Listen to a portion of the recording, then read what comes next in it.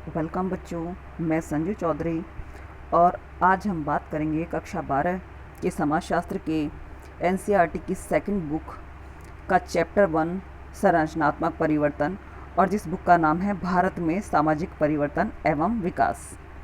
तो बात करते हैं हम फर्स्ट चैप्टर की, जिसका नाम है संरचनात्मक परिवर्तन। बच्चों, भारतीय समाज में संरचना में परिवर्तन, इसके जो हम चर्चा करेंगे, इसमें 3 विषय में हम चर्चा करेंगे। पहली चर्चा करेंगे हम उपनिवेशवाद के विषय में, दूसरी चर्चा करेंगे औद्योगिकरण, और फिर नगरीकरण के विषय में हम बात करेंगे। बच्चों, हमारे देश में स्थापित जो संसदीय विधि या न्याय एवं शिक्षा जो व्यवस्था है, ब्रिटिश प्रारूप व प्रतिमानों पर आधारित है। यहाँ तक कि हमारा सड़कों पर बाएं चलना भी ब्रिटिश अनुकरण है। सड़क के किनारे रेहड़ी और गाड़ियों पर हमें ब्रेड ऑमलेट और कटलेट जैसी खाने की चीज़ें आमतौर पर मिलती रहती हैं। और तो और एक प्रसिद्ध बिस्किट निर्माता कंपनी का नाम भी ब्रिटेन से मिला हुआ है। अनेक स्कूलों में नेक टाई, जो हम टाई पहनते हैं, नेक टाई पोशाक का एक अनिवार्य हिस्सा होता है। कितनी पाश्चात्यता है हमारे दैनिक जीवन में उपयोग में आने वाली इन चीज़ों में, और हम प्राय पश्चिम की प्रशंसा करते हैं लेकिन अक्सर विरोध भी करते हैं। ऐसे बहुत से उदाहरण हैं बच्चों, जो हमें अपनी रोज़मर्रा की ज़िंदगी में देखने को मिलते हैं। इन उदाहरणों से पता चलता है कि ब्रिटिश उपनिवेशवाद अब भी हमारे जीवन का एक जटिल हिस्सा है। इसकी संरचना को समझने के लिए सबसे पहले हम बात करेंगे उपनिवेशवाद।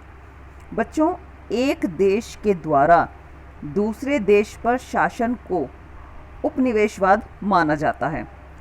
आधुनिक काल में पश्चिमी उपनिवेशवाद का सबसे ज़्यादा प्रभाव रहा है। भारत के इतिहास से यह स्पष्ट होता है कि यह काल और स्थान के अनुसार विभिन्न प्रकार के समूहों का उन विभिन्न क्षेत्रों पर शासन रहा जो आज के आधुनिक भारत को निर्मित करते हैं। लेकिन औपनिवेशिक शासन किसी अन्य शासन से अलग और अधिक प्रभावशाली रहा। इसके कारण जो परिवर्तन आए वह अत्यधिक गहरे और भेदभावपूर्ण रहे। इतिहास ऐसे उदाहरणों से भरा पड़ा है बच्चों, जिसमें दूसरे देश के क्षेत्रों पर कब्जा करके राजनीतिक क्षेत्र का विस्तार किया गया। ऐसे अनगिनत उदाहरण हैं जिसमें कमज़ोर लोगों पर शक्तिशाली लोगों ने शासन किया। पूंजीवाद के आने से पहले के साम्राज्य और पूंजीवाद दौर के शासन में गुणात्मक अंतर है।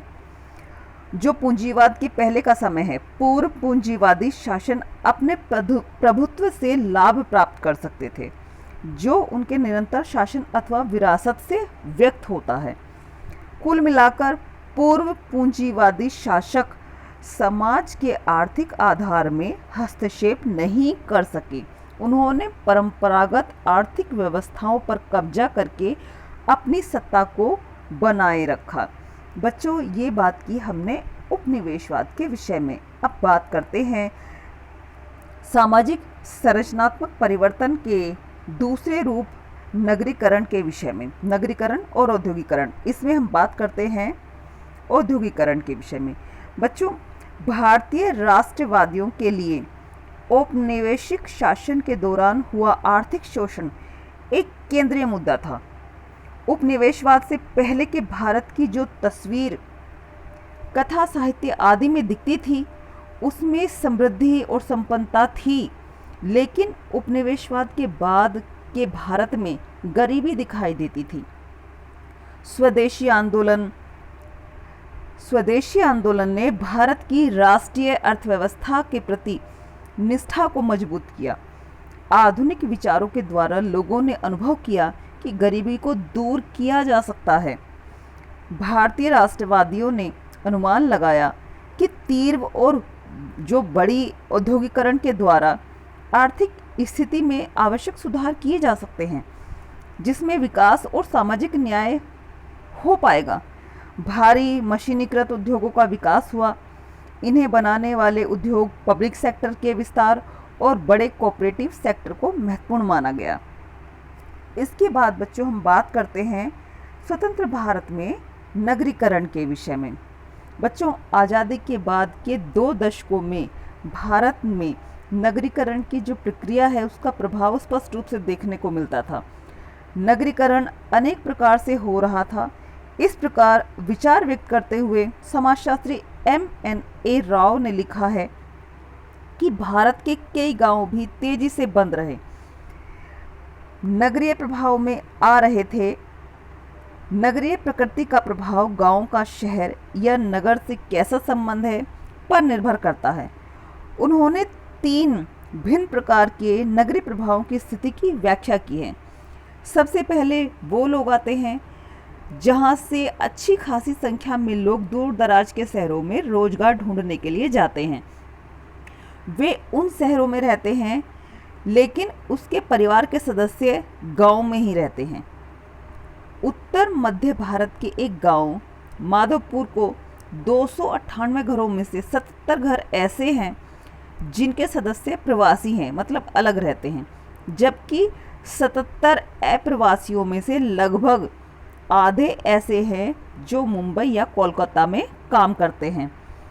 कुल अप्रवासियों के 75% ऐसे प्रवासी हैं जो गांव में अपने परिवार को नियंत्रित रूप से पैसा भेजते हैं और 83% अप्रवासी प्रत्येक साल या 4 से 5 बार या 2 साल में एक बार अपने गांव में आते हैं।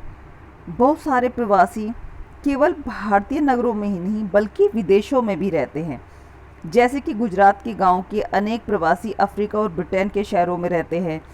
इन लोगों ने अपने गांव में आधुनिक फैशन के मकान भी बनाए हुए हैं। इन्होंने जमीन जायदाद में भी निवेश किया हुआ है तथा शिक्षण संस्थान और जन कल्याण के लिए स्थापित ट्रस्टों को भी दान दिया है। दूसरे प्रकार का जो शहरी प्रभाव उन गांवों में देखने को मिलता है जो औद्योगिक शहरों के निकट स्थित हैं। जब एक भिलाई जैसा औद्योगिक शहर उभर जाता है तो उसके आसपास के कुछ गांव को पूरी जमीन उस शहर का हिस्सा बन जाती है, जबकि कुछ गांव की आंशिक भूमि अधिग्रहित की जाती है। ऐसे शहरों में प्रवासी कामगार आते ही रहते हैं, जिससे गांव में मकान की मांग बढ़ जाती है और बाजार का विस्तार होता जाता है। साथ ही साथ स्थानीय निवासियों और अप्रवासियों के बीच के संबंध को संतुलित करने की समस्या भी उत्पन्न होने लगती है। महानगरों का उद्भव और विकास तीसरे प्रकार का शहरी प्रभाव है, जिससे निकटवर्ती गांव प्रभावित होते हैं। नगरों के विस्तार में कुछ सीमावर्ती गांव पूरी तरह से नगर के प्रसार में विलीन हो जाते हैं, जबकि वे क्षेत्र जहां लोग नहीं रहते नगरीय विकास के लिए प्रयोग कर लिए जाते हैं। बच्चों, जो ये भारतीय समाज की संरचनात्मक परिवर्तन है, ये केवल एक समय में ही आया हुआ नहीं है। इसको परिवर्तन होने में बहुत लंबा समय लगा है, जो हमारे देश में उपनिवेशवाद के परिणाम स्वरूप और उपनिवेशवाद के परिणाम स्वरूप औद्योगिकरण का विकास, औद्योगिकरण के प्रभाव से नगरीकरण का विकास, और ये सारी चीज़ें एक दूसरे पर निर्भर करती हैं और तभी एक समाज में उसकी संरचना में परिवर्तन होता है। तो आज जो हमने बात की उपनिवेशवाद के बारे में, औद्योगिकरण के बारे में और नगरीकरण के बारे में, बच्चों ये समाज का इतना बड़ा हिस्सा है और हम चाहकर भी इस हिस्से को या इस बदलाव को या संरचनात्मक इस परिवर्तन को हम चाहकर भी नहीं छोड़ सकते, या ऐसा भी नहीं है कि हम इसको ना माने। हमारा मानना भी इसको इसलिए बहुत ज़रूरी है क्योंकि इन्हीं परिवर्तनों के फलस्वरूप जो हमारे देश की आज व्यवस्था है, रहन सहन की, खान पान की, जो इसमें परिवर्तन हुए हैं, ये इन्हीं कारणों से हुए हैं। तो आशा करती हूँ आपको ये तीनों ही पॉइंट्स अच्छे से समझ में आ गए होंगे बच्चों। Thank you.